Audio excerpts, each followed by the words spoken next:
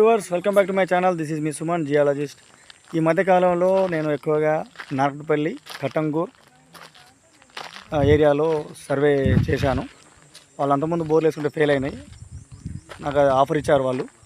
సరే అని చెప్పి నల్గొండ జిల్లాలో ఎక్కువగా వాటర్ నిల్వలు లేకపోవడం వలన వాటర్ సరిగ్గా రావట్లేదు, బోర్లు ఫెయిల్ అవుతున్నాయి. సరే నా వంతు ప్రయత్నం నేను చేస్తానని చెప్పి వెళ్ళాను. చిన్న తుమ్మలగూడెంలో నిన్న 2 బోర్లు వేయించాను, 2 ఫుల్ సక్సెస్. నేరడ, చిట్యాల మండలం నేరడలో వేయించా. అక్కడ 55 ఫీట్లకే ఫుల్ వచ్చినాయి, 3 ఇంచుల వాటర్ వచ్చినాయి అక్కడ. తర్వాత చిన్న తుమ్మలగూడెంలో 80 ఫీట్లకు వచ్చినాయి, ఇంచున్నర ఒకటి వచ్చింది, ఒకటి 2 ఇంచులు వచ్చింది. ఇప్పుడు పరడాన గ్రామంలో వెళ్ళిన మొత్తం వాళ్ళు 15 బోర్లు వేశారు.